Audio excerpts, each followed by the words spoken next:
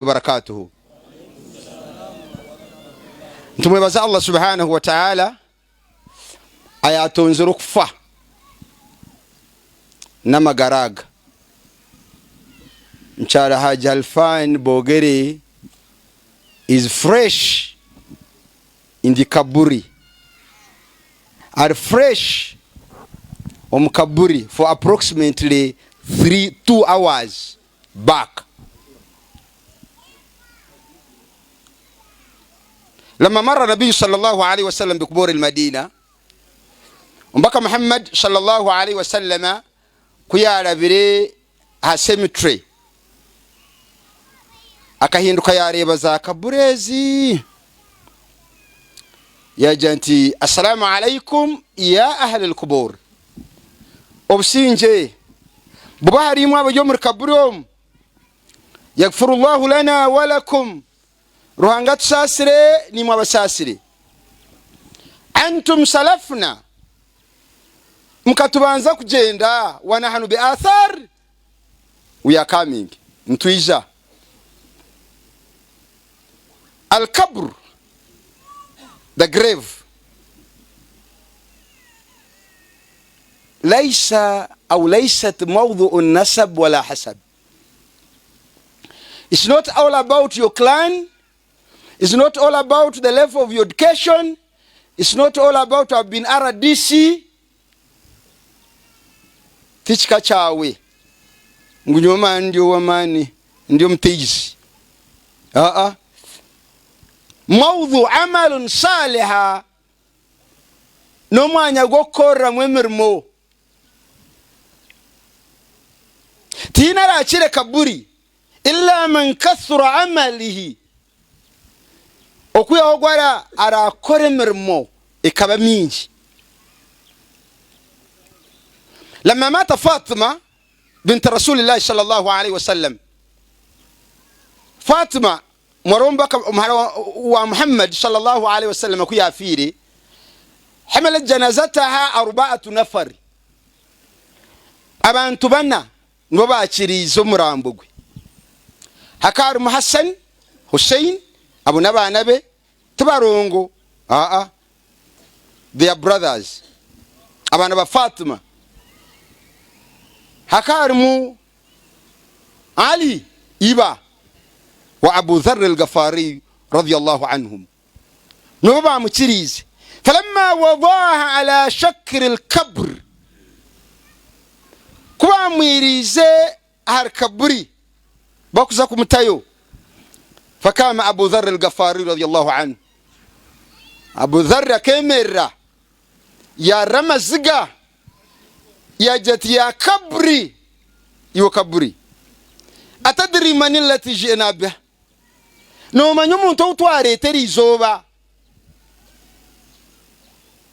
agambira kabura jirati hiya Fatima bint Rasul sallallahu alaihi wasallam ogun maharawa nabi sallallahu alaihi wasallam tarhum wane ya shanire nabi ka Fatima mashiha intambura ya Fatima engambaye nujangwa kaje mushi ajamtware ta Fatima وهي حسن وحسين أقول ماما حسن وحسين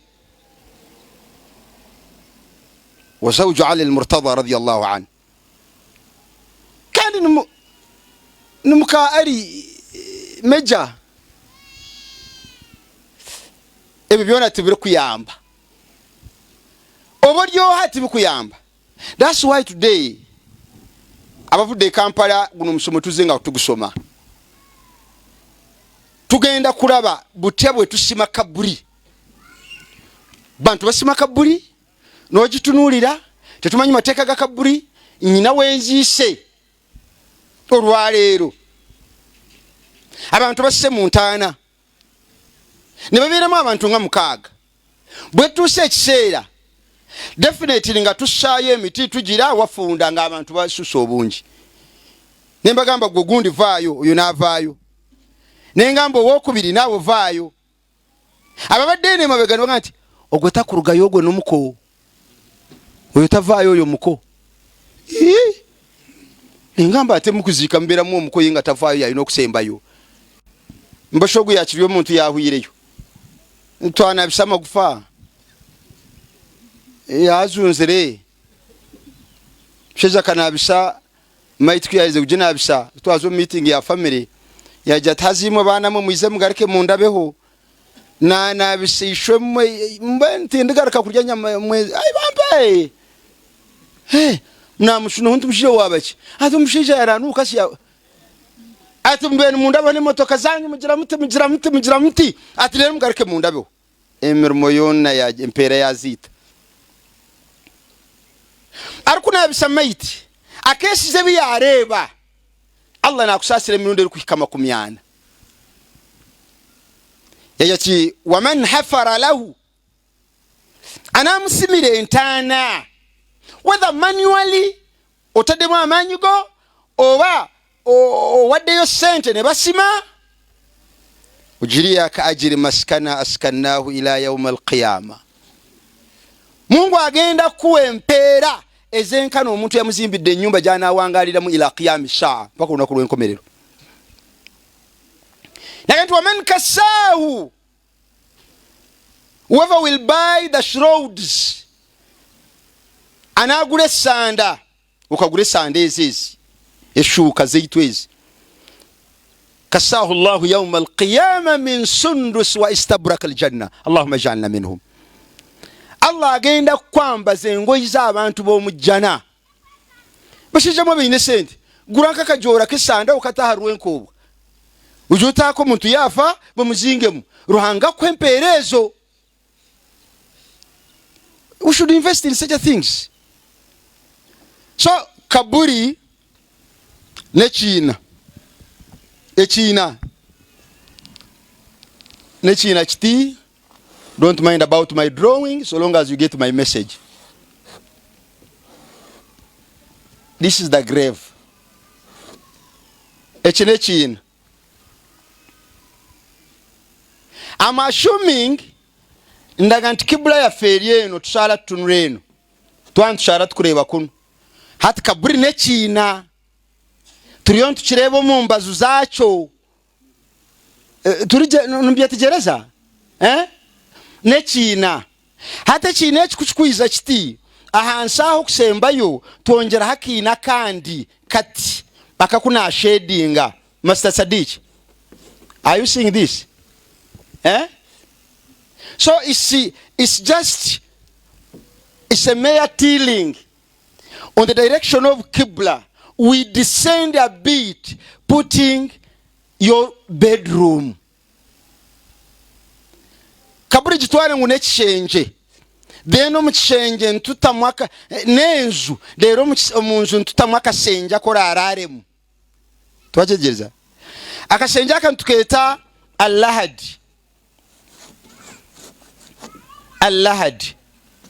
imma Allahadi o alluhudu either way. Lahad in Swahili tunasema mwana ndani. Mama umenifahamu? Na Kinyakolo uko nasikia? Hata hujapata. Haya, acha tufanyishe Kiganda. Allahad eno. Kulwa abantu bafa bafudde Kigumba olunyankole tebajja kufudamu. Katugende mu Luganda mpola ngo tutabika mu olunyankole mpola. Kati lahad kekana akanya ketwogera wansi. Initially nga tebannatandika kusima lahadi zino basimanga entana bwe bati bakabatimba bati lero bakika agati bakataagati bati. So what are your mighty waiza kushwekaho omuntu yareba mu China atakubasa kureba heri turubena hata akatuketa lahadi ntuketa ashaku twabyegeriza we have lahad nej bazire bitu obundi bakabatimbo omunda koko mu kisenge numyezuka bakiza kutembe China lero basokora koko mu kisenge mbwenu mwago konjera hansi bashokoro ku osanga kazo oku muntu bamutoko ejeneyo ni lahadi. Tukatishira kusoma hadithi tuliyo primary ne hadithi yo shehe ntisintufu twagamba nti Allah hadulana washakku ligairina hadithi ntufu twagamba nti lahadi yafe atashakku yabali ne ajma al ulama abamanyi begatta anna dafnu fil lahadi okuzika mu lahadi eno wadafnu fi shakku no kuzika mu shakku eno huma jaizani byombiri bikola ki bikirizibwa byona byikirizibwa. In kanat al ard sulba aitu kuzika hagumire. If where we are burying, it's a hard area like you see here, our compound here. It is hard. Ay la yanharu turabaha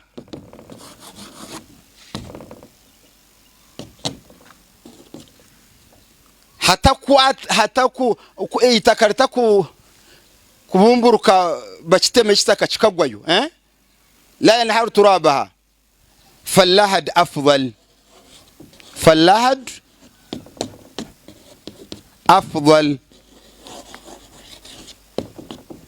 Obantu ko salahad twachejeza ahantu hagumire ngwatimba nko kumutimba za toilet rero kitimba toilet oshwa mwahikagati ekitaka cyona kirugayo kigwamu hagumire fallahad afdal obotisimeje lahad. Nebo tuba tuzika in kanat al ard rahwa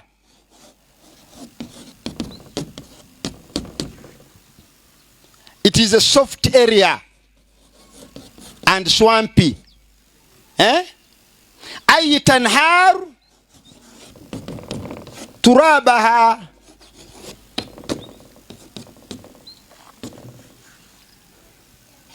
muchitimbita kerijira rugwam fashakku afdal.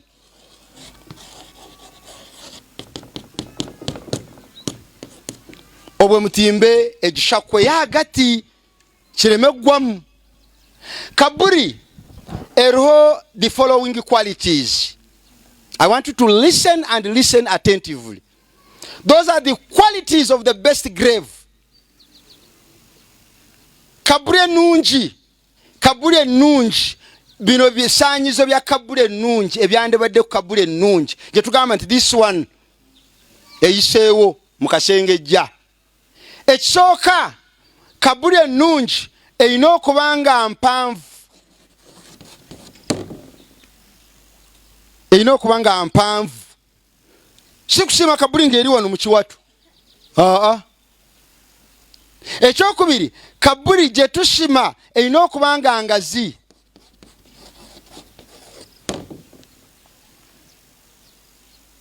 Ekyokusatu kaburi je tushima eyina okubanga eri smooth.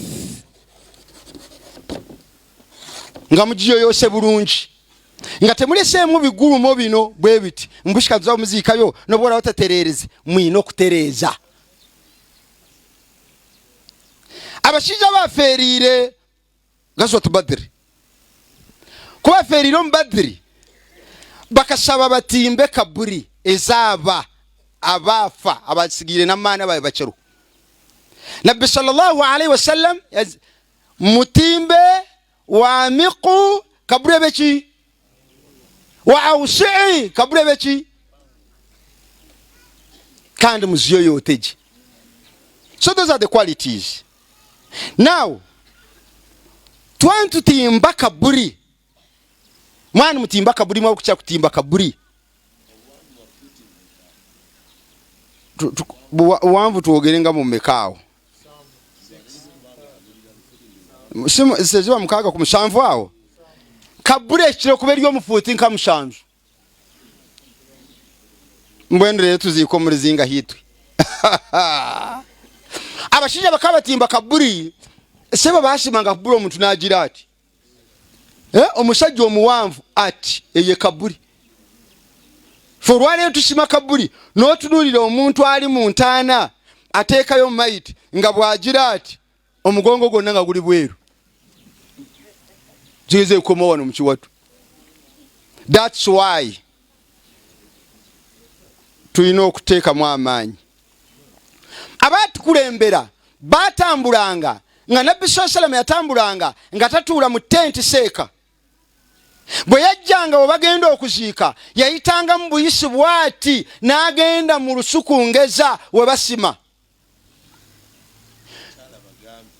Yagendanga bugenzi we basima. Olwaleero abanene muffe, oli imaamu, oli mukulu w'ettwale, oli kansala, oli ani, bw'ojja we bagenda okuziika oyingira buyingizi ne bakwaniriza engatto n'ogira oti papapa papapa ne bazironda abalonda ne bakutuuza gye bakutuuza mu tenti n'onywa kasoodako bwe bakuwujjawujja bwe balangirira ayingiddewo bwe balangirira eri basima kabuli ne baziika mu kabuli nga nkyamu tosobola na kutuuka ku kabuli.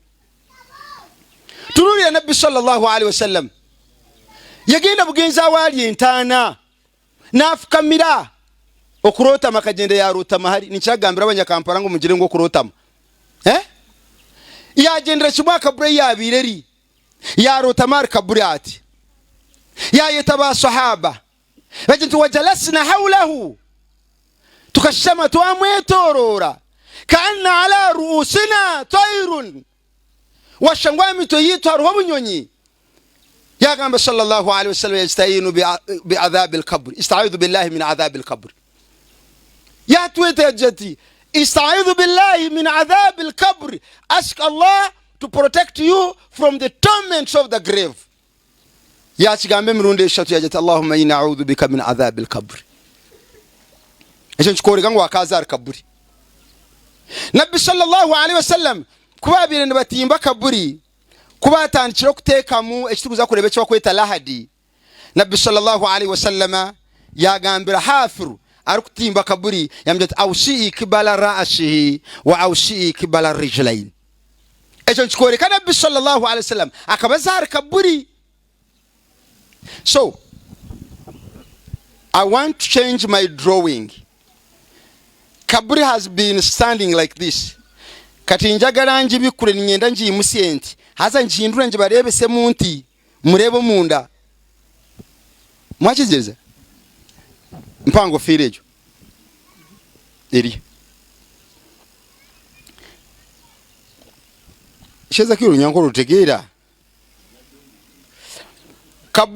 kaburi ya yemerireti mwagireba niyeje yitwa drawing ebadde yimiridde bweti kati njagala njikyuse njikutunuzeemu bwenti osobola okulaba munda yabe yemerireti hati nyenda njihindure njigire nti orebo munda tubase kureba mwana ndani mwakigereza.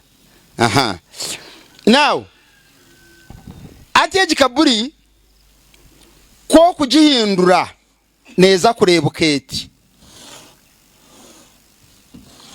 hati ninjira. Now my teacher is behind there. I think you are seeing now the bottom of the grave. I have Ntahiguru.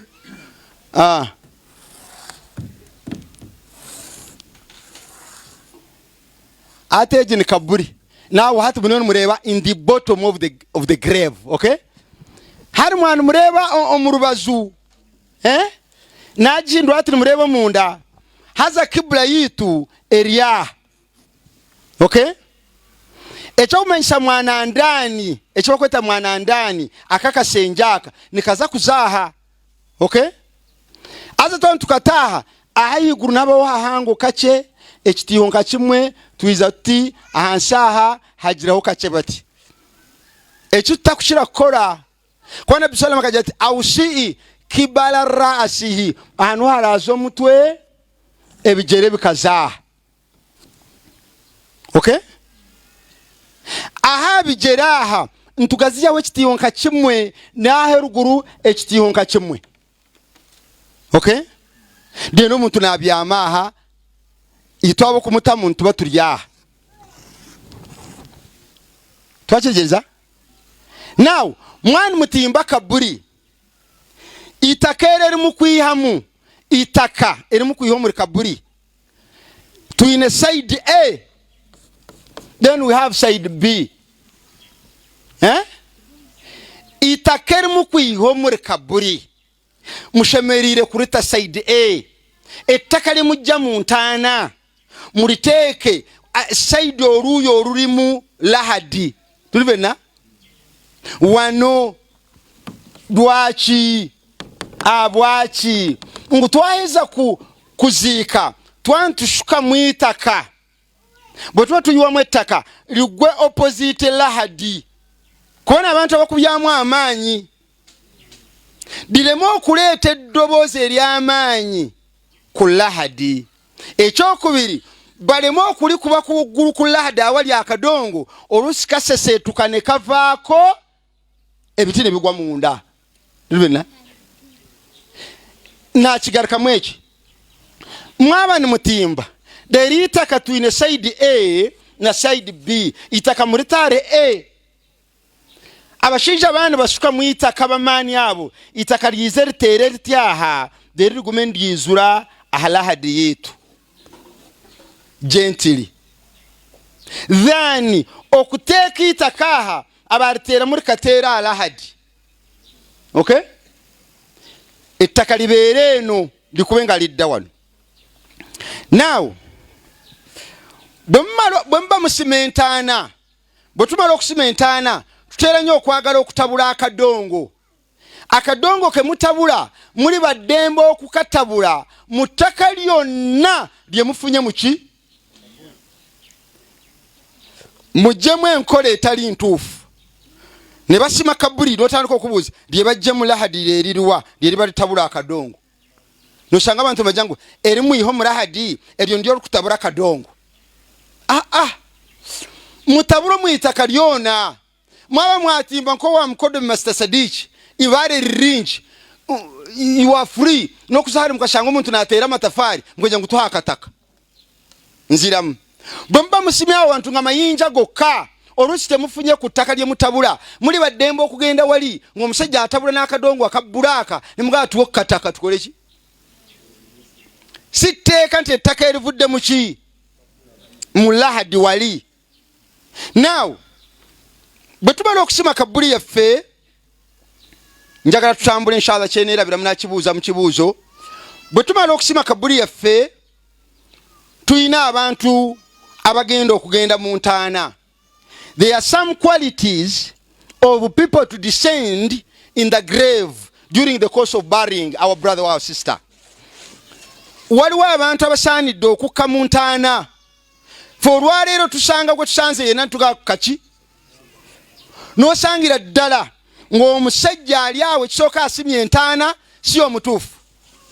Nagendako awantu awamu okuziika nempitawo direct nengenda entaana weeri nasanga abasajja basatu nga basima entaana she ng'omu musiraamu ayimiridde waggulu n'omulala ng'ano ali mu ntaana si musiraamu ng'akutte akaveerako omwenge akatadde mu kamwa. Ono bwe yalaba nga nzija kyava agamba ono ali mu ntaana munne namuga nti gwejja omwenge mu ntaana ya Swahaba. Nono ali mu ntaana kyava mugamba lwaki baswahaba tebasimye which is okay.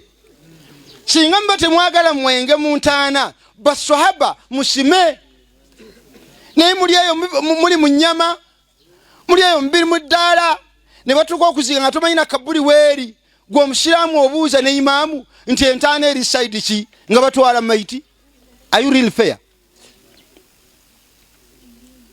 Bwe tutuuka ku ntaana wali abantu abasaanidde okukka mu ntaana balina ebisaanizo. Ekisaanizo ekisooka omuntu yenna akka mu ntaana asaanidde okubanga musiraamu. Akka mu ntaana yenna okubanga musiraamu. Ekyokubiri omuntu yenna akka mu ntaana asaanidde okubanga mumanyi. Alina okubanga mumanyi.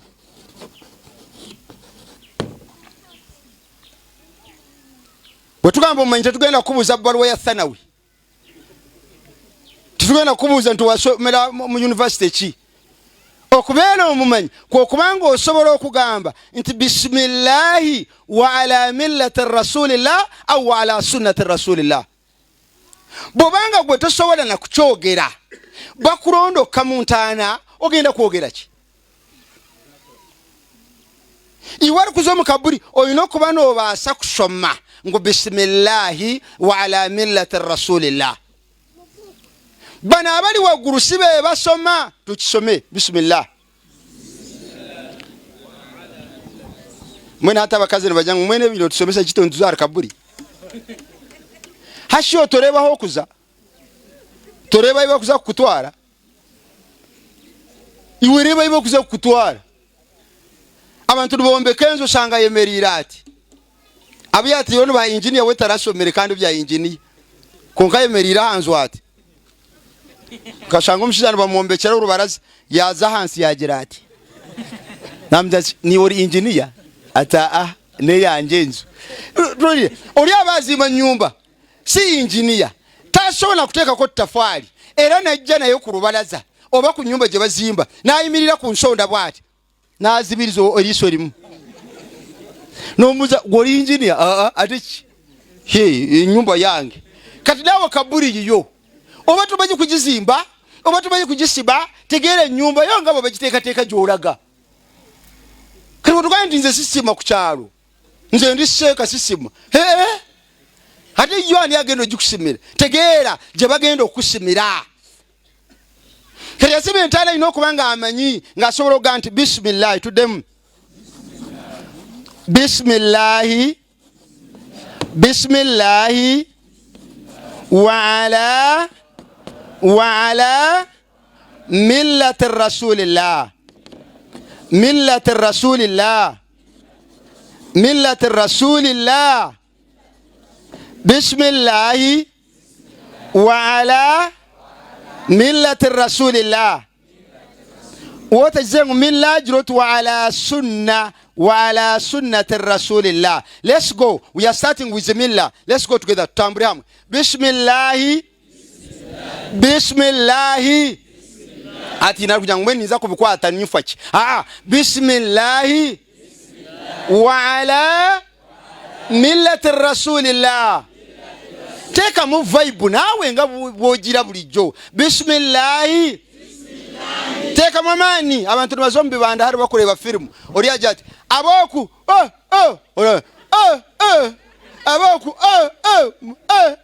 ata wachuta gamba bismillah bismillah mugambe tente jerugeho bismillah bismillah bismillah wa ala millati rasulillah.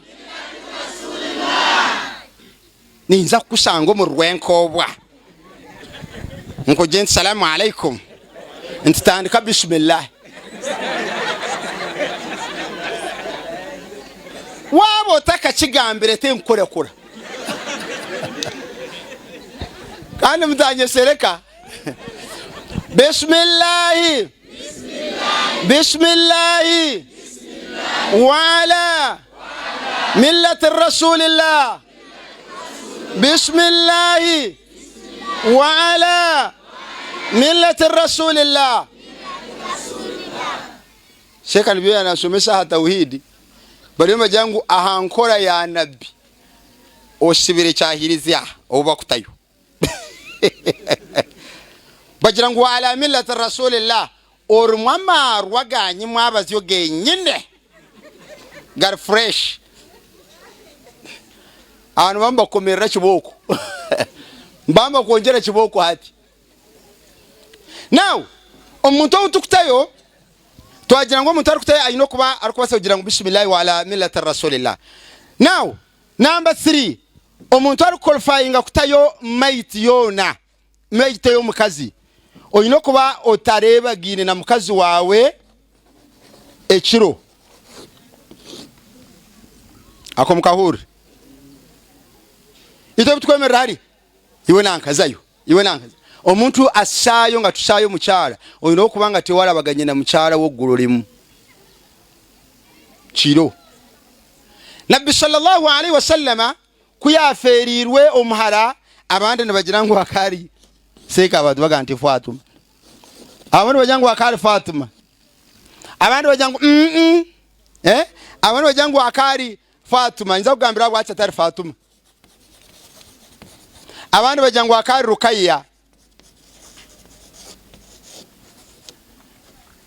ababona babiri tibo ekimuza kugambira sibebo bweyafirwa sallallahu alaihi wasallam walawe yajja nasitama ku ntana katabano nti yali Fatuma teyali Fatuma ensonga weeri mugenda jimba ekyokubita yali Rukayya abavuga nti yali Rukayya teyali Rukayya lwaki teyali Fatuma Fatuma yagenda okufanga nabbi sallallahu alaihi wasallam yafadda kati yali Fatuma ate teyali Rukayya Rukayya yafa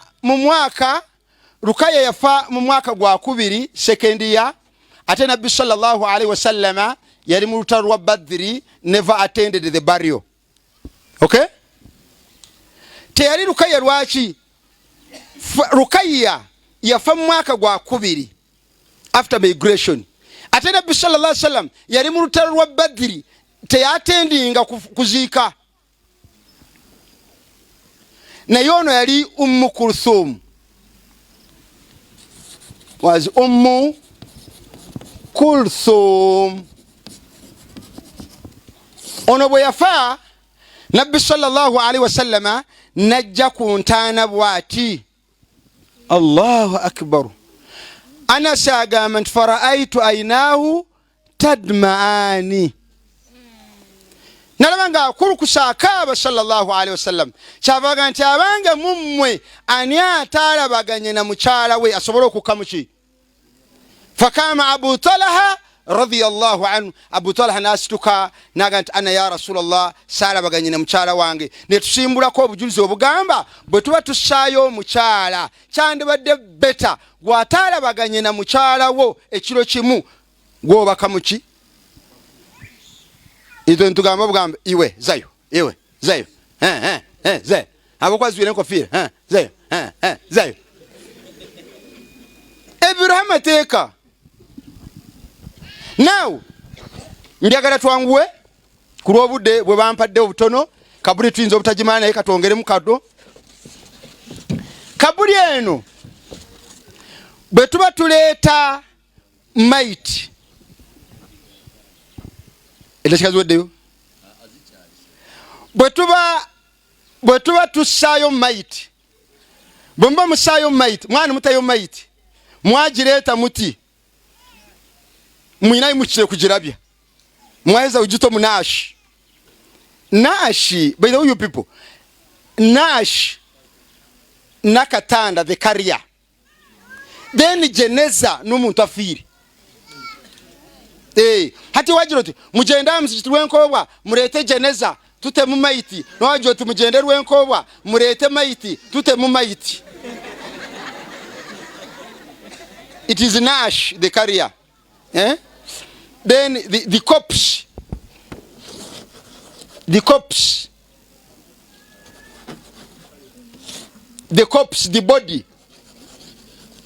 the body niyo janaza janaza so mwareta janaza mwareta maiti ejieri kaburi mubantu tutandikiraho nchakare tutandikiraho batongere mukaki tuongere mukatono batukome wano wanji mwareta maiti ejini mwana ndani aha nabantu bakuza kwemera mwagireta ni mugita shaidaha niho mukugita aha konka nchakare muze mushome nchakare nza kwizana maiti yanja nchakare ndeta maiti yanja nesanda niza kwizana zwa we want to do it practically here mwareta maiti mukagitaha dero muntu mwihayo omuntu ogumwamwihayo ekikubanzo muri kaburi no mutwe omutwe gwe gusoka muntana singa mwerabira ne mumussa muntana mmaro mutusa muntana ne musanga nga mwasooseeyo ebigere mukahurrako mwamuto mukaburi mukasanga mwabanzayo ebigere mumukirizeyo mumugarra haiguru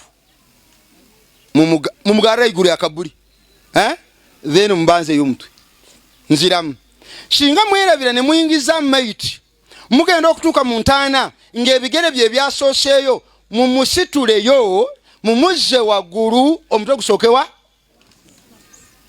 tetusoosaayo bigere kyova olaba nabo balimu bwaba baleeta maiti basooka kukwata balaba omutwe guliwa baagala omutwe gwe gusooka ne bwe muba musitula wano nga mugenda omutwe gwe gukola ki temumutambuza ng'ebigere bye bitambula bigenda kabuli eri birina okusiibula ensi nga Sheeka bw'ayogedde ate bwe tuba tukutwala wali tujja kulaba tukutwala tutya mulina okumusitula waggulu temusitula mutarikyereza mayiti nkaba okusindika wiiribaro muti mukakwata aha mulyakwata hali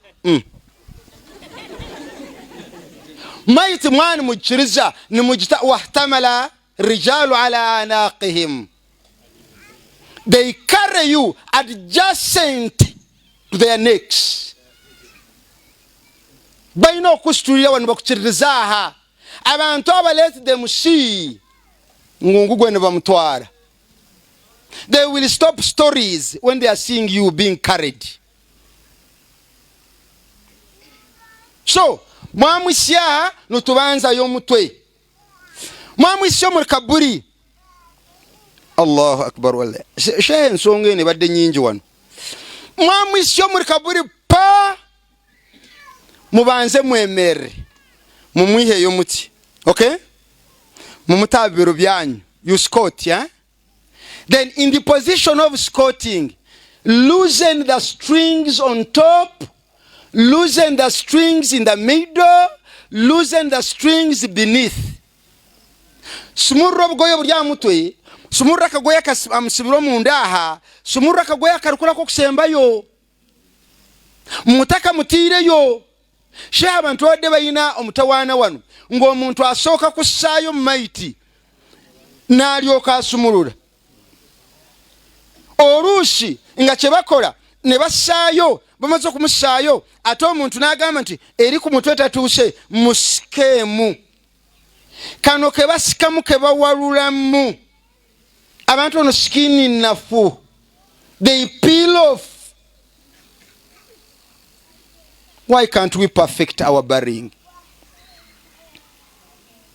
Bwamba musayo maiti mwana mutayo maiti mubanze mu estimating mugerageranye ono ayimiridde na akakaso mutwe gutebaganye ne lahadi je koma okay nono alieno kubigera akakasenti ebigere bitebaganye ne lahadi je koma musumurure mwogere murundi gumu nti bismillah wa ala millati rasulillah mumwebase kudyowe ngatunura mu kibule mu kishenge tukagenda onakurumwe tukantuzika senga twatuzika senga wa Sheeko omumba Sheeka mikwano jange Sheeko oyo bwe yatunulira nga basimye lahadi ennaku n'emuluma yali mukwano gwa senga we nnyo kyava agamba nti kanebake mu kifo kya senga mwalaga wakiri nange nabagenda kuwangalira wa nuga Sheeka kikyonoonya nanga mpulira mulinjagala nebakemuuko bwenti ndabe senga wange wagenda okuwangalira kyava kamu ntaana wali neyebakamu olubirizi bwati nayagala aveeyo newamulema nagamba munyeyo netugamba vaayo jawo olugezigezi naga munyeyo nagamba agaranga tinkargayo yalayira nga tasobola kwejjayo nagenda okukakasa nendaba nga mubutuufu tasobola inna basha rabbika inna allaha la yumli dhalim Allah aleka omulyaza amaanyi n'okola byoyagala fa idha akhadhahu nebwa kwata bwati tosobola musimatuka ekkomera lya Mungu tebalitolokamu omusajja yagezaako n'alemwa nagenda okiraba nga mubutuufu tasobola ekisooka amagulu agagolodde ate gali mu lahadi wono kasenge neeno omukono guno agwebakidde wano mu maaso ge kiba kisenge kiwanvu talina wakwata omuntu yena bw'oba osituka osooka kwezinga mu bwoti bwe kiri kati talina bwe yeezinga talina wakwata tasituke ng'omuzimu nyenkakaza ntasobola kuvaayo twasikayo musike now akamukahule kanga gambene mu Runyankore mutarigarika kukora enshobe kukwata maiti mukagishwekuraho esanda seeka babikura esanda tobikuranga sanda bwoti otarishwekura omufu leba hino bayo nibaziika mboyono bankireke nkiza kunteganisa nkahurira omushaija mukuru asitamira atari kaburi yagira ati mushwekura haitama itama rikwata haitaka sobi tetubikura muntu abawalimu abali wano mwanike emikono nga muri bawalimu waniko omukono boti temugezanga wadde olunaku lumu n'obikura maiti nti ettaka likwatewa bannayo omuntu aba wakitiibwa tetumubikura abantu baffe nga babuziika bubi nimushwekura abantu otarishwekura omuntu we just losing the strings twebaseyo omuntu now obudde ndabanga buntimaye twaheze obwire bwagenda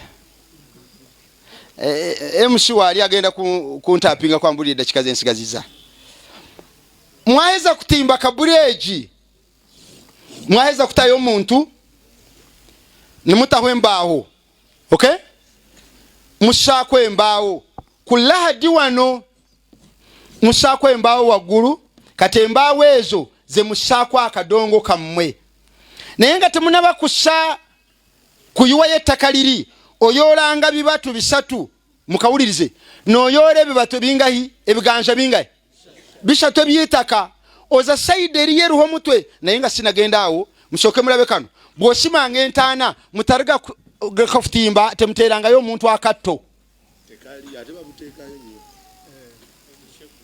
mutariterayo omuntu omushegu abantu nibatimba bati deri bimushaho osanga omuntu abyamiraha deraiza ati mutarita wakashego entaana ino kuba flattened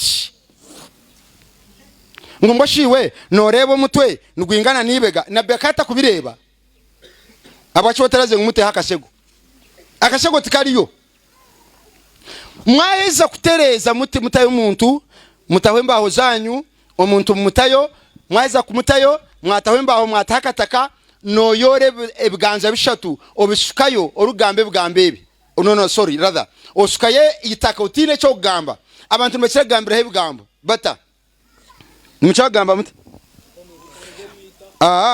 nibagenda bashomebi nibakira kushomebi minna khalaqnakum wa fiha nu'idukum wa minha nukhrijukum taratan ukhra utaribishoma utagaraka kubishoma nabishalama kayo rabiyorita ke batubingahi kando tabigabanisha otkanjore you just get the full palm power second one third one then mutamuitaka bish etekelu neri yawo inshallah taala emshaliwa weze MC njagala tufunza funze ettaka lino bwerisembera aho muhurikirize ho munonga itaka wale lyatandika kwizura itaka wale lyatandika kwizura likahikankahi iguru mwale bitaka lyizura lyaza kwikaha almost this level on top here muteho butibuna ensonda nina ensonda on top muteho butibuna obo butyo mukutaho is to demarcate your plot kole kaporoti yawe njagala muhulikirize hadithi eginagimarayo niyera tugambere binkwenda bagambera. Muwulirize hadithi eno yejja okuvaamu ansa ya byonna obwedda bye twogera. Nabbi sallallahu alaihi wasallam lunaku lumu baali baziika omusajja munnamadiina, naye bwe baali baziika omusajja bannaye ekigambo kyokufa sikyakusaaga. Aya ze basomye muziwulidde mu aya yokubiri mu raka yokubiri, qul inna almauta alladhi tafirruuna minhu fa innahu mulaqikum thumma turadduuna. Bannaye okufa kwe mudduka, okufa kwe mweweta, okufa kwe mwewogoma, mugenda kukusisinkana. Thumma turadduuna, nimuzaggarizibwayo. Omutyaja ngu ninza kukugaarra omuka, ninza kukugaarra ayiwarugire, takushana n'omuntu alikugira ngu nozaggaruka ayiwarugire. Nimbyawura shabanyangure twarwa naja ngu ninza kukugaarra ayiwarugire, oniza akagira ngu nozaggaruka ayiwarugire, nibishana. Naja nti nozaggaruka ayiwarugire, aho noza kugenda oyekundiire. Konka naja ngu ninza kukugaarra ayiwarugire, nobu wakwata ebinyansi nimbicwa, na wakwata enzigere ninshara. Kati Allah subhanahu wa ta'ala ga mugenda kuddizibwa gye mwava ne bwe weesale emisale. Allah alyoka atubuuze falhayatu mahma talat, ne bwe tunawangaala tutya la budda an yuqibuha almaut, empunzi kakuba kufa. Musabe nnyo Allah, musabe Ruhanga wano oza kufa ofeje. Kamba eyo obubonero bamama imwe banyanyazi mumpulire. Kamba eyo obubonero obukoreka ngogo muntu wanje nabasa kuba yafaje. Hari ebintu manye byokulebera gyo to muntu wanje ogu nabasa kuba yafaje. Mbubahe akabonera ko kubanza an-nutqi bishahada. Wareba omuntu wawe naza kufa kogera nti la ilaha, aho yesime man kana akhiru kalamihi la ilaha illa Allah dakhala aljanna. Ako nakabonero, ako kabonero karungi. Omuntu bwafa nayogera ekigambo ekyo nga kyasembezaayo, gwe nanyini muntu ono afudde, funamu n'akamwenyu. Akabonero akokubiri, omuntu okufa ku lunaku lwa Juma yafa lwakataano. Waba yino omuntu waawe akafa lwakataano, iwe yebaza Ruhanga. Yagamba sallallahu alaihi wasallam, ma min ahadi, tara omuntu weena yamutu yaumul jum'a, arikubasa kufa lunaku lwa Juma au lailataha, oba ekiro kya Juma bukusesera Juma, illa waqahu Allahu fitnatal kabri, Ruhanga tarikubonereza tarikutaha bibonerezo byo muri kaburi. Ai wajezo fa lwakataano rebe, iwar kwa kana fa lwakataano re. Kandi ebintu byokwesarraho munyoka mfa lwakataano. Mano zari kyatupa njikutera ntukuyora ntukutwara kagongo norara lwakataano norwa mukaga nofa sandi. Ebintu byokwesarraho Ruhanga naronda mwabara fa lwakataano. Akabonera kakashatu okugira ngo omuntu wanje nabasa kuba yafaje. Wareba omuntu wawe yafa, konkokiza kumukwataho kahurra natutuka ayine mwaka tutu, uyebaze Ruhanga. Sahabo nakumakaza kureba mwinishe yasanga yafiri, yashasha yagire embaba obusasi, nkonga ko yamkwasire hataza kurra yashanaka yatutuka. Ajata Allahu akbar, Allahu akbar. والله إني سمعت رسول صلى الله عليه وسلم يقول إن الموت المؤمن. الله أكبر. akatero mranga yajira tubantu banje bantu mu mwira turebe atomshijo ogunabasa kuba yafaje ati nkahura na bisalama najango omuntu omwichereza yanafa natutuka akwa katuyo tuyo akwa akaterizi n'entuyo eziyika kamumubonero bw'omuntu ayandi banti afudde bulungi. Inshallah atuwe enkomerere ennungi. Atasa okufiira mu mazzi, atasa okufiira mu muliro, atasa okuliibwa ensolo, atasa okufa accident, atasa okufa essasi. Mwensololooza y'enyangu nga yakuse ekukwata wetepa enzo okusalawo n'eri okugulu nekukuta n'erinda etandikirawo enkya ng'ekulinnyeko bweti gy'otaagambe nti nduma nfe wanyita wa katuzaari kabuli egi kabuli naja nti egi hadithi mugiwurikirize. Nabbi sallallahu alaihi wasallama akaiza yazaari kabuli ayiyabiireri rero bayeta basahaba biza bamwetorora bashitama yabagambira ebintu ebi yajangu omuntu wena yanarugwa mu magara genseji arukuzo warahanga we yaba ryo muntu murungi muhurikize abantu mwe rero ba malaika nibiza bashitama nkahari bemerera hari ahari kubareba wareba umuntu wawe naza kufuka yagira atamisho ukamutera tera hote nanka akahinduka akakureba kagagarrayo nabasa kuba yine byakurebe bitari byaburisho. Rero bamarika babaryaho ma kafunu min akfanul janna nibabine esanda omusanda zo mujana wabaryo umuntu omurungi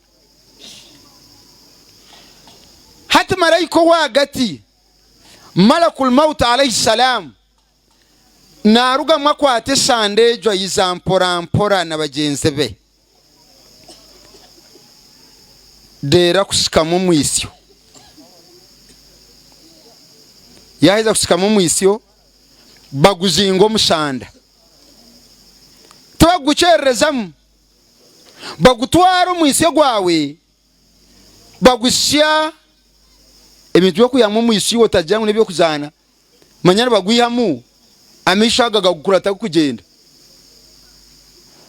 Mama Salama akayiruka yagambira Nabbi sallallahu alaihi wasallam yagira ati tata Salama yaza kufa azora uko nyambe Nabbi agenda nayiruka narawukiriza kuyagira kukasanga tata Salama yafiri wakad shakka basarahu amesha gona ga kureba higuru fa agmadahu Nabbi sallallahu alaihi wasallam yaga kwata meisho yaga garraha ansati yajati Allahumma ighfir Abu Salama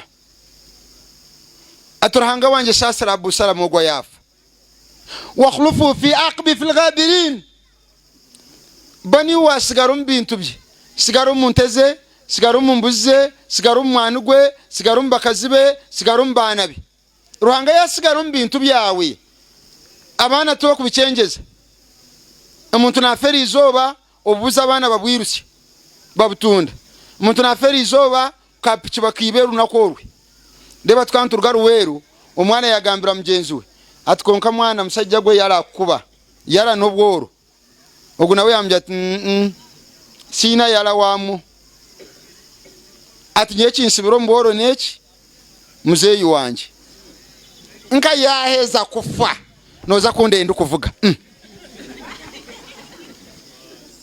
atwinita ka arinzuro favuge so nabaka jangu abana aba sigarum Maria bana Allah obakume no basa kufinyu enzu yawe jo bagitemwe mebara abana tokusaga no bagitabe muroji ekisenge cyawe ejo nurumbu na mawano mana nabayayi nibasa kwandikaho hajiz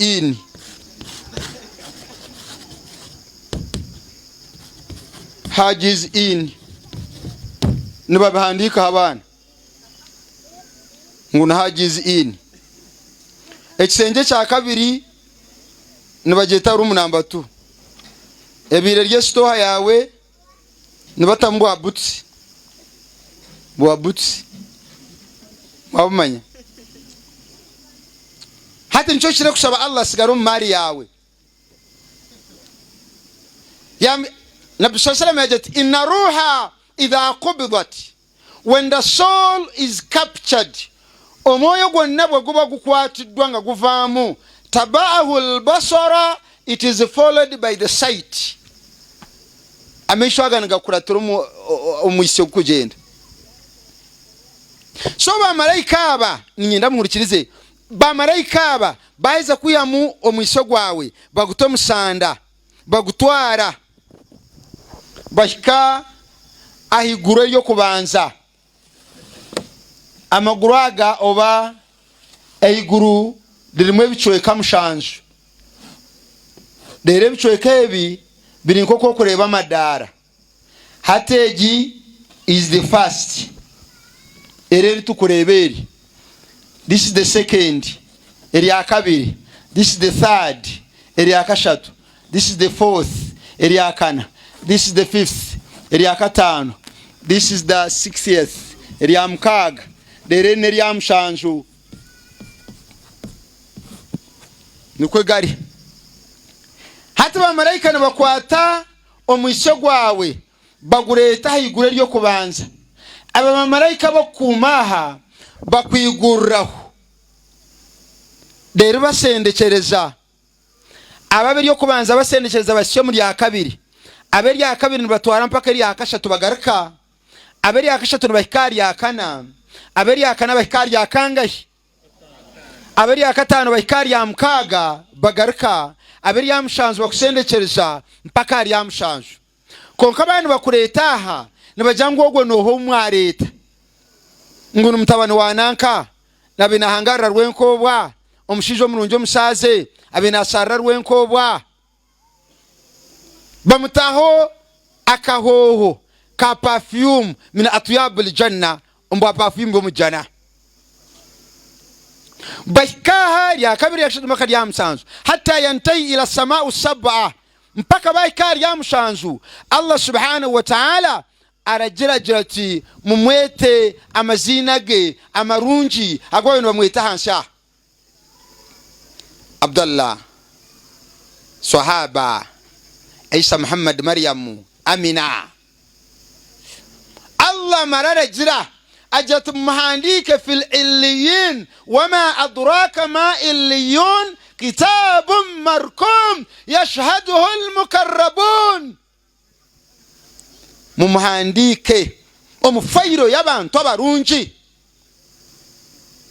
ruhanga garikaragira mukwato mwisyogwe mugwihaye yuguroku mugurete mpora mpora mpora mpora mwize mugute omunyamaye obwo twakuto mukaburi kunu nibagureta mpora mpora bagutamwe omunyama yawe ataka mukawurikirize baheza gutamwaha otandika kurra idha walla anhu mudbirin, when we turn back. As point is in kwandika nizawu kubuza, when we turn back twahinduka tegarkayo, when we turn back twahinduka tugarkayo tuti otandika kurra turahamwe. Now thumma yatihi malakani twaheza kurugaho tuti yatihi malakani, the two angels ba malaika babiri bajja nga twakavawo ba malaika bajja. Nabi sallallahu alaihi wasallam hadithi yakajirangu shadidul intihar, shadidul intihar, shadidul intihar, bakambwe nnyo era babogo tebakuzanaba. Shadidul intihar nako kamaking, shadidul intihar bakambwe nnyo era babogo ne bakora ebintu bibiri. Fayajlisani, they sit you, they make you sit, SEAT, they sit you, they make you sit. Nebakusitamisha baiza kusitamisha bakwata anko amgongo batanko mubajja ngusitama baiza kusitamisha fayajilisanihi nebakusitamisha wayantahirani era nebakubogolera bakanga bakubuze ebibuuzo ebi. Marabbuk no harhanga wawe wama dinuk edini yawe wama hadhihi arrajul alladhi butha fikum ogu Muhammad sallallahu alayhi wa sallam no mugamba hoki ebibuuzo bingahi 1 2 3 abokuba beno oshara obeno okole emirimo emirungi ogira oti rabbi Allah ruhanga wanje nuwogwe wa dini ya islam edini yanje n'obusiramu okuba beno oshara nokola byona wa Muhammad wa rasulillah sallallahu alayhi wa sallam bakubuza kabuza ko garkaho kaifa araftahu okamanyota ujot qara'atul Quran, I read the scriptures, nkasome bitabo namumanya. Ruhanga atandikiraho kukwempera yawe ruhanga nyina murikirize ruhanga aragira abamalayika aganti iftahu lahu abwabu sama mumwigurreho emiryango y'iguru yona open the heavens, the gates of the heaven. Iftahu lahu abwabu sama mumwigurreho iguru ekyo nicyo kubanza. Wafsahu fi kabrihi, expand his entry, expand his entry. Number 3, wanawwir lahu fiha, put for him the light, mutere mu light. Wahura ruhanga byakwa. Iftahu lahu abwabu sama mumwigurreho iguru. Wafsahu fi kabrihi, expand his entry, mugaziye muhanguse kaburiye mudda basarihi amisho gaiga koma. Yana basakure mukakasi kali mugisyo mukakasi. Yana basakure babijera mugisyo bijera. Yana basakure bacwamba mugisyo cwamba. Hanyuma ruhanga muretera omuntu arize na muganira ila kiyamsa. When we turn the other side of the coin, twahindura omuntu abira ryo mujemu bamalayika nibiza wano za kufa nyina murukereze baiza kwiza bashitama hari bine sanda ya black bari babine ya white bari wenu bakurebe sobukambwe wajiro to barebo yekanga mubiri gwekanga ogirote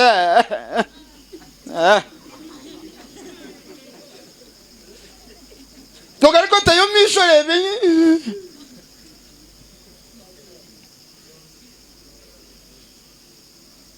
malaikul maut malaika kuya mumwe ya rugamu omuryaba baryaho Aisha anyurra mumwoyo gwawe Nabi sallallahu alayhi wa sallam wanazati wanashitwati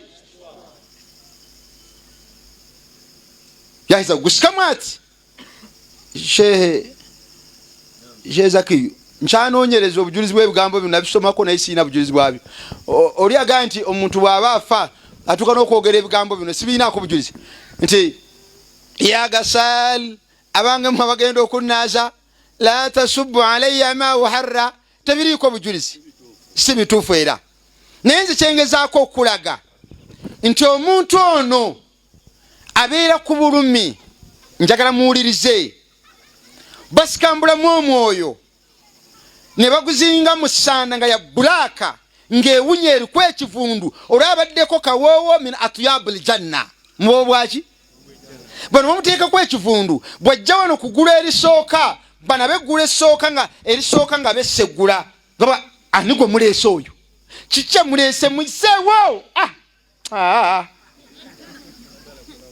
songa bano bawero kamize ne bawerekera mpaka kugula ebyokubiri bano tibawerekera bajira batene bajira bati murabye ndiche mwareta ki ngule ni kitabani cyananka.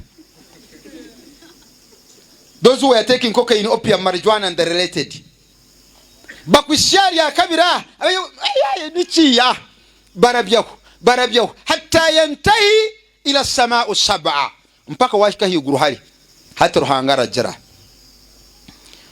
mumweta mazinage agwendo mwitu munshi komando kabeja nkuru tenywa omuyayi chali hata ruhangara jira atenda gano ina kozire n'abantu aba kurwenda gano je nakola ne bano minha khalaqnakum wa fiha nu'idukum wa minha nukhrijukum taratan ukhra endagano je nakola ne bano abantu muto mwoyo gwe. Are you getting the difference? Oli yagambye mugutwale mugujewa kati wanagamba mugute from the seventh heaven. Just leave the soul. Muleko mwoyo gwo guke gujje gugwe mu nyama bagutereri mugule lisembayo ne gujja gwewuba ne gwe katika mu nyama yo obulume obuli awo we can't explain it. It's above our own reach. Thumma yati malakani njagala ulize bwamala bamalaika babiri bajja bwamala okujja ne bakubuuza ebibuuzo byebyo byennyini marabbuk ani omuleziwo wama dinuk your religion wama hadhihi arrajul alladhi butha fikum lwakubate wakola obaddamu ebigambo bino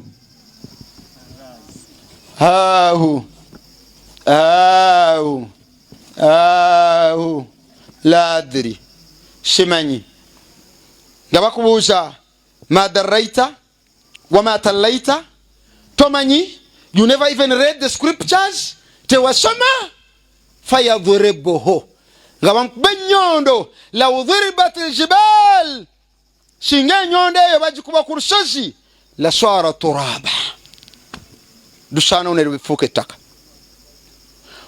benyondo esoka nasana wo for this question number 1 ngekulemi thumma yaudu kama kana nokoma wona amasogo nga bakutunulira ugarika nkoko wabori.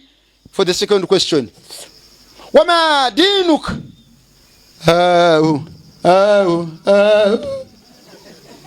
la adri simanyi bakonjera owaho bari ya mission barete kibuzo ekyakashatu bani barete ekyakashatu nibakugira ngu hata bastede akyakashatu bajangu bastede twakubuze cyo kubanza cyakurema twakuha twarete cyakabiri cyakurema twakuha hatwaza kurete cyakashatu terera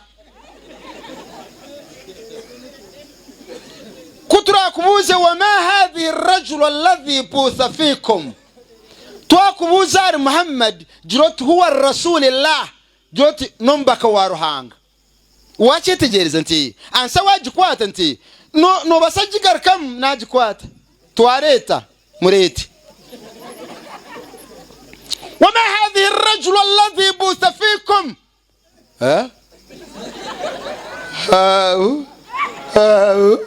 la adri kunta asma'u an-nas simanyi nawuliranga buliza abantu nga bagamba Muhammad nesi bimanyi benyondo nga asanawo nga atandika ebibonerezo bye.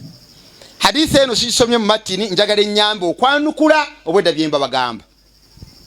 Kati lunaku lumu nalinva kuziika njagala muwulirize kyovula bino ebigambo mbiwandiise wano. Nalinva kuziika bwe twatuuka mu kuziika kutwakiro mu kuziika hakaharuho kutwaheze kutimba kaburi twaheza kuziika njagala muwulirize kati twanukula bwe twamala okusima kabuli ne tuziika entaana bwe yatuuka wano entaana y'omusiraamu entuufu esaanidde okubeera carved bweti, si ya muswetwe. Naye ng'okuva ku ground level esaanidde okubeera lutalutya, si ya muswetwe, ina okubeera carved bweti, yentaana entuufu. Bwe twamala okuziika wano, muzeeyi naddira seeka ng'ali mu Juba, n'akwata ekidomola a 20 liter jerrycan,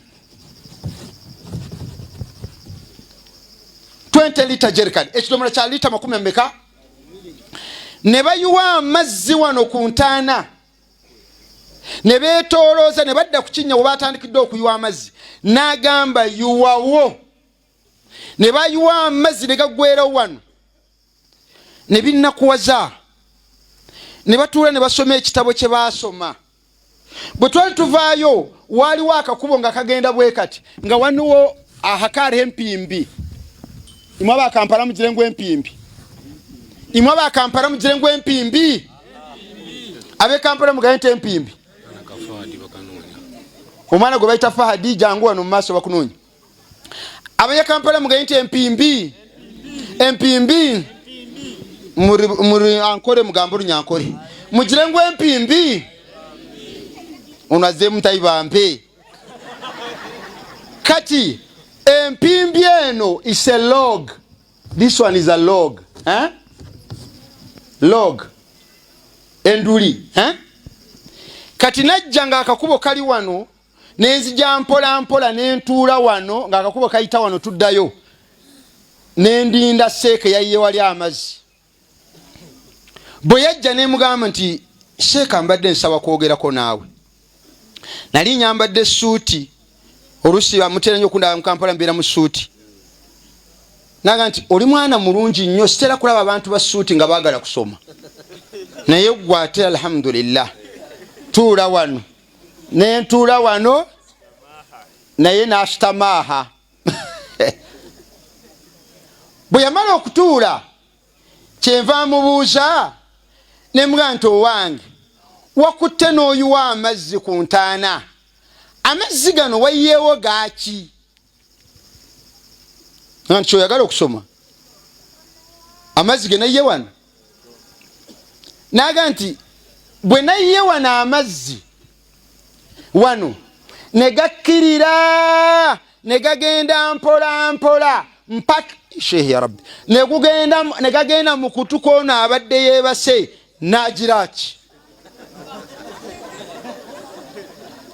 Awo we natandikidde omubuuza okumugamba bino by'owulidde nga nsoma, kyenva mugamba ddamu mpolo binsomere. Wasomye eki? N'abisoma, seeka nali ntandise obikwata, njagala okukikwata ekitabo kyonna. Naye noonyamu bye yayogera, mu bigambo bye yayogera ng'asoma, kyenva nzigyayo ekitabo kyange ng'omuyizi omulungi, ne ntandika okuwandiika ebibuuzo bye naamubuuza mpola mpola, n'ansomeramu. Njagala nzabulemu bye nakwatamu bye nali njagala okugyamu ebibuuzo.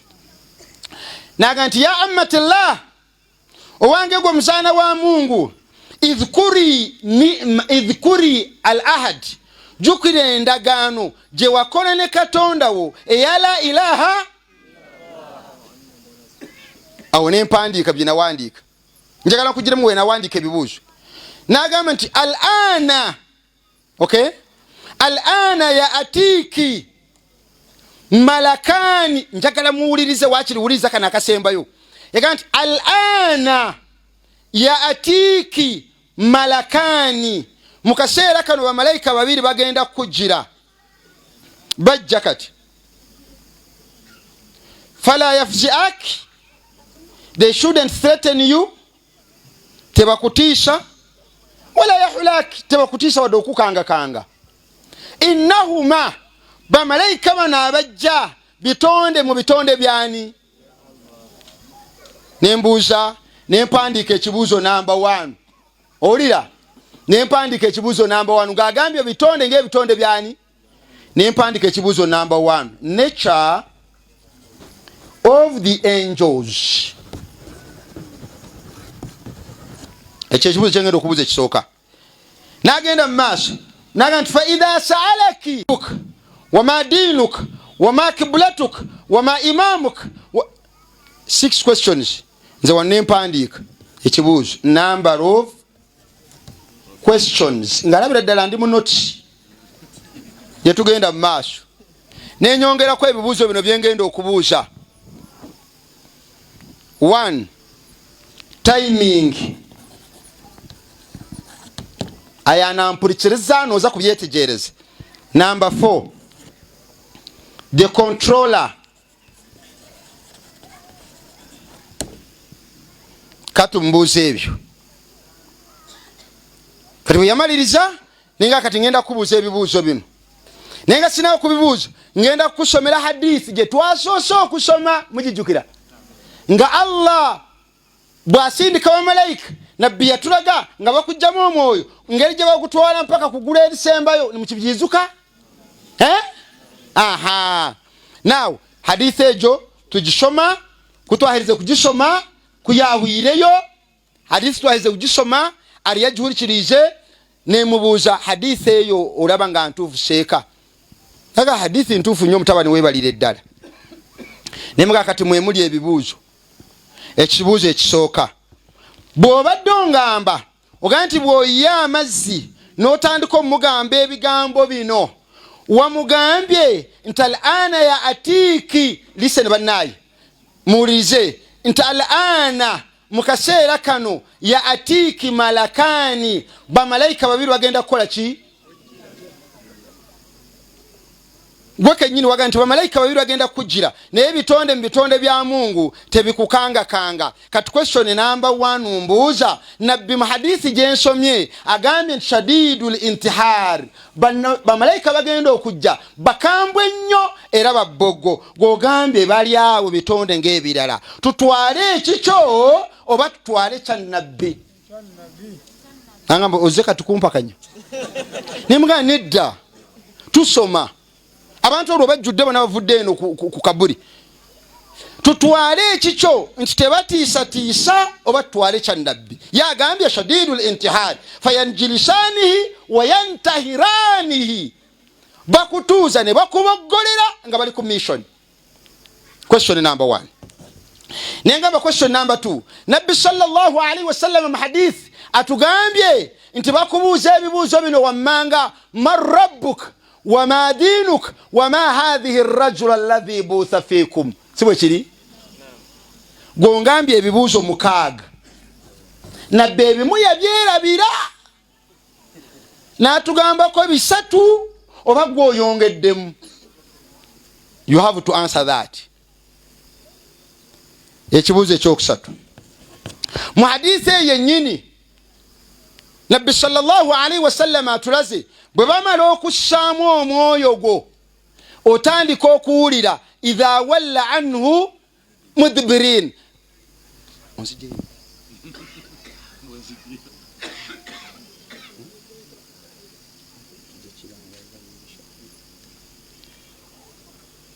wetuba ogambye wano hadithi etugambye idha walla chovola nakiwandishe wano when we turn back bwe tukyuka idha walla anhu mudbirin bwe tukyuka nga tuddayo bwe tuti nga atandika okuwulira ekitegeeza gwe obwedde omugamba nga tetunnakyuka nga tannaba nakuwulira ng'oyanguyo mugamba. Aha wanenyongerako kasabu question. Aha here there is even number 5 Quran's answer. Nenyongerako wano engamba nti gwe olaba obadde omugamba ng'oli waggulu naye mu hadithi eno etulaga nti ku kibuuzo kino ekyokusatu bamalayika bennyini bamugambye ansa nga bali naye ne bagaa katuleeta kyakusatu beera stede mujjukira waawo era nga bwe tunaakubuuza nnabbi gaa huwa rasulillah si bwe kiri nga bamwina olwamaze ne bamubuuza n'addamu era simanyi nga bamwina gw'oli eno waggulu omugambe ebibyo abikwate kusinga bano abamugambye nga bamuyina. Tetugenda wano ku nsonga ey'okutaano ey'okuna tetugenda wano ku nsonga ey'okuna who is the controller ani akola bino byonna ebibuuzo who is the examiner who is the supervisor for those questions. Si Allah. Kyekiraga nti ye supervisor bino bye nabagambye nti bw'omala okuwangula lwakuba ye supervisor era yabikuuma atandika okuwa max nti obiwangudde naye nti iftahu lahu abwabu sama ono abiwangudde mumugulirewo eggulu wafsahu fi kabri expand his entry lwakuba owangudde si ekyo kyokka muteeremu n'ekitangaala si bwe twayogedde wano kati Allah setinge ya district ye ebibuzo byagenda okugezesaamu abantu alaba awangudde gojje wano obibbe ojje wano obibbe akuleke nga wano mukuuma ebibuuzo by'abaana wano mu ssomero wano primary nasomera wano P1 up to P3 mukuuma ebibuuzo by'abaana wano oyinza okusanga abaana nga bakola ebigezo n'oyingira mu class noga muli mu paper kyeyo in science which is number 3 what is pollination muwandike bana mute mutya is the transfer of pollen grains from answers to stigma can you write nga abakuuma ebigezo webali n'abasirikale webali ne bakuleka bakusetola naye singoga osanga bamaze obikola n'empapula bazitutte nobaga nti abange muwandiise eki nti what is pollination number 3 muwandiike se transfer of pollen grains from answers to stigma nga babitutte dda n'abasirikale baga nti ono mulala ayogere kote bibayamba kati bano Allah atuleka ne tuwa ansa n'ebibuuzo lwa nsonga emu biba temuyamba naye ayina obusobozi yakuuma ebibuuzo okusindika malayika nga tetugiraba ng'ekutte kibooko n'otandika oga nti faidha saalaki bwe banaakubuuza man rabbuk ng'alaba obba ebibuuzo n'agikuyisa mu mugongo nga kyekinkubya obba bibuuzo naye okuba alaba tebiyamba bakuleka n'okola ki ne tujja wano Quran's answer hafidhu aliwa Sheikh Ibrahim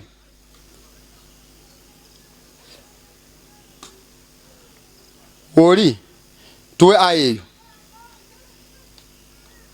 Allah subhanahu wa ta'ala yatulaga enjuba tesobola ekizikiza tesobola kufaanana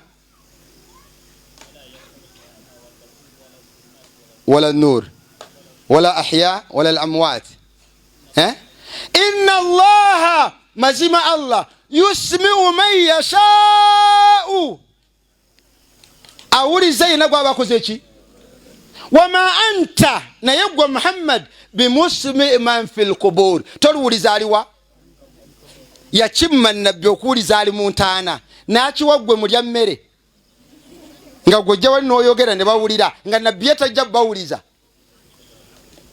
ng'otolabira ddala ng'ono katemba abantu mutandise okugenda ne ku ntaana ne musomerawo Qur'ani bwe tumala okuziika ne muroota mahali Allahu la ilaha illa huwa al-hayyul qayyum la ta'khudhuhu sinatun tumuwayo Yasin nga nabbi yagamba sallallahu alaihi wasallam musomere Qur'ani mu mayumba gammwe wala taj'al buyutakum kuburan temufuulanga ennyumba zammwe ntaana lwaki ku ntaana tebasomerawo Qur'ani era n'ogenda n'osomera Qur'ani ku kabuli n'oyiwa amazzi wali kikyonoonya mutandise n'okuleeta takibira zaidi Allahu akbar Allahu akbar Allahu akbar la ilaha illa Allah Allahu akbar debe hakutoa bintu zika olunaku lumwe babireeta abantu babura kubigarukamu mushaija mukuru yiza yirraina abire ndi ajja ngwale kwandemesa abantu uli yansemberera munga tulina we tuziika naleeta takbira la ilaha illa Allah la ilaha illa Allah la ilaha illa Allah Muhammadan Rasulullah bashirika nansemberera naga nti olanga bonnemesa abantu gwe gononya bunonya abantu tofayo nabbi yasomesa ki nasomesako omusomo guno olunaku lumu ekawempe kuttaana balabe akasaawa awo enkeera Allah najja ajjulula muganda waffe eyatuwa amadirisa ago agali masjid enkadde bwe twamala okuziika awo bwe twamala okumusaalira mu muzigiti eyasituka ate ng'omu imaamu n'atandika naye ng'akyuka ntunuulira la ilaha illallah la ilaha illallah la ilaha illallah muhammadur rasulullah. Amaaso gagategeeza ki? Yagenda nga nakabisomesa ggulo limu yalimu, naye bwe twasaalira ono bwe yagenda okuleeta takbiraati n'akyuka n'antunuulira, la ilaha illallah la ilaha illallah la ilaha illallah nga kati katobyogere gwe byogere naye bino biriko kibooko. Bwabanga owulira tusobola kuziika nga bwe yaziika sallallahu alaihi wasallam, bireke toziika ko bijja kukubya. Because the problem we just put in a bracket that tablighi badu. It's not that. You must do what he did sallallahu alaihi wasallam. Nimbebaza abantu abaziika mukakashari, twakiriza maiti yitu je twagitwara tusitude bulungi maiti yaffe nga tewali akola ki. Bwe twali wano nga tuziika brother wange Siraji Bogere na era abantu amune muganda abamukaja ngo waleba omwana uja atandika kola ebi ntufa kugenda tutine bitugamba tugenda nga tuli twogera no bigambo bino obujulizi lwaki obyogera. Bwe twali tutwala Siraji Bogere Allahumma kfula warham tetwamubikako olugoyi seeka ondoga nti emutwala butwazi yenna nemutwala wena nashwara ashara iwani gwamanyi nnyo nti agenda kuswala okusinga Nabbi sallallahu alaihi wasallam eyatuuka okutulagira wahtamala rijalu ala anaqihim, we carry you adjacent to the neck, wano bakulabe. Abakyala betubikkako. Yes, badde wangale mu mbeera eyo. Gwegenda e Makka, bagenda e Makka, tusaba Allah twali Makka fenna mbasookayo mu ngoberere.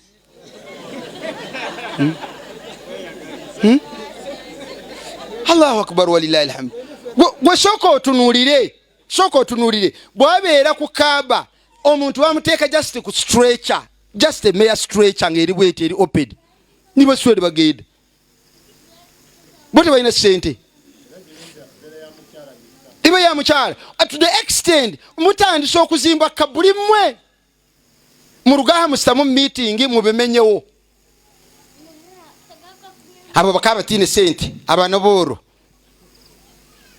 gwoshinge Makka okubanga baina sente okuzimba ku ntaana nga Nabbi sallallahu alaihi wasallam lamma mata Uthman ibn Mad'um, Uthman bwe yafa Nabbi sallallahu alaihi wasallam n'alagira omusajja agende walinga bwogamba busuka kkubo asitule ejjinja, n'asitula ejjinja ne muzitoyera nga zizitowa. Nabbi sallallahu alaihi wasallam n'asituka ye kennyini n'agenda n'asitula ejjinja fahasara an dharaihi, nafungiza ku kanzu ye n'asitula ejjinja n'alireeta wawadaaha inda rasihi, n'alissa ku saidi y'omutwe wali naga nti ataallamu bihi kabru akhi. Teyazimbawo tebawandikako mannya Haji Gund born on this day died on this date, loved Uganda.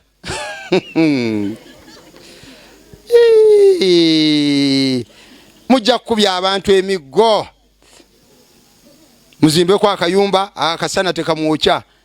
Entegeera yaffe bandala. Why can't we change our behavior? Nze newunyiza abasajja mbagaye mu gova mu ntaana eno ne boogerere ne mabega oyo tavaayo oyo muko oyo muko olwa dise government muko ruwaawo ko mu ntaana amudanzo gamba ono muko. But bire ebintu, there are some rules governing okuziika kwaffe. Tetukola bitunyumira, tukola ebyo bye yatulagira sallallahu alaihi wasallam. Olaba nebya nabbi, kamalize kigambo kyange nkomewo. Olaba nebya nabbi tetumala gakola, tukola ebyo nga yatulagira tukole ki? Tuina almutaba, tuina sunna ze yatulagira fi'liya kauliya nga biriya yogera naga mukole. Tuina sunna ze yaraba nga bakola, yeraba bulabi nga bakola n'atabagaana. Sumama mutano wa Asari yali omu ndowooza ku banene, bali banene, yali munene naye bwe bamuwamba abasiraamu nabbi yali taliiwo yagenda okujja n'asanga Thumaama ali awo n'abagamba ye yali amumanyi naga ono munene gwe muyina nno ono munene gwe mukutte olwaleero mu lutalo luno kyava amuyita n'amubuuza oli otya n'agamba bwe bali okutraininga abasirikali teryankubyeko oluyi teryansoozezza mbadde wano ndinga mukama waabwe kyavaga nti ashhadu an la ilaha illallah n'asiraamuka n'asaba agenda anaabeko nabbi n'amukkiriza we sunna we yatandikira omuntu bw'asiraamuka akoleki was the first person naye tugamba nti tunaaba lwakuba nabbi yanaaba ng'asiraamusi nagenda kwebusoga eyo nga tugenda kusomesa omusajja n'abuuza ekibuuzo naga nti abasiraamu bawasa bakyala bameka onaawanika omukono imamu seeka yaliwo n'asomesa naga nti tosuka kubana ono kyava asonga mu chairman w'omuzigiti twali eri embaala ekigwo musimanyi namagumba inside there shebadu singa wali amanyi yeyo kyembaraka woli namagumba kati ono n'asonga mu munne wano naga nti chairman oyina bameka nti mukaaga naga towulidde chairman nayi n'asonga mu imamu ani yatuwowanga imamu naga gwe wangambanga naga nti era nkyakugamba njagala sunna yawasa mwenda njagala mwenda nkitegedde shala kati gwe nabbi okuwasa omwenda nawe wesa mwenda nabbi sallallahu alaihi wasallam kankwe ekyokulala nabbi sallallahu alaihi wasallam yasiiba ko ennaku eziwera ennya nga tasiiburuka misana kiro baswahaba ne baagala okusiiba okuzisiiba naga temugeza lastu kamithulukum zisibafaana nammwe musiibe bwe mukola ki bwe musiiburuka sibafaanana kati gwe togamba kye yakola kyo n'olina okukola ki nabbi sallallahu alaihi wasallam bwe yafa bamuziika bamunaaza okumunaaza nabbi sallallahu alaihi wasallam bamunaaliza fi qamisihi mukanzu ye ffe tulina okwambula ne tukunaaza ng'omubiri gulabika nabbi sallam yamala ennaku eziwera 3 nga tebannamuziika gwe tugamba nti ndi ku sunna bwe nfa 3 mwongeremu ziwere 7 la ilaha illallah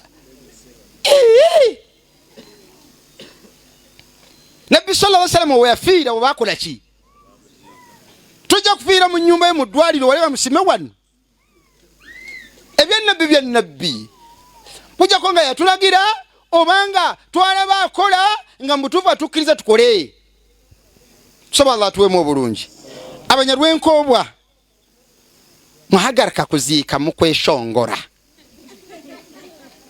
mwagaraka kuziika muli atakbirati ito twaruga Kampala nyondi omwana wanywaha primary yange nkagishomeraha abubaka n'abwisya Allahumma ashhad Allahumma ashhad Allahumma ashhad Allah ajulire nze wano nembategeeza kyensobola okukola nkikozi saba Allah abawe emitima egirongoosa naye abantu tebatya biduduma era tuva wano ekyo kyaba la ilaha illallah la ilaha illallah la ilaha illallah abagenda okuddamu tunuze eri kamera abagenda okuddamu okubiyimba wanika omukono tukutegeere wano nga tetunava ne wano agamba nti njabyogera wanika obujulizi bukakate wano nti era nze nja kusigala nga la ilaha illallah nga tugenda wanika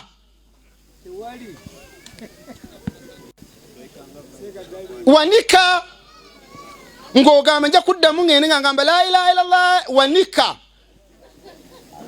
tuve wano nga tukakasa nti ojja byogera kale agamba siriddira wanika wanika agamba siriddira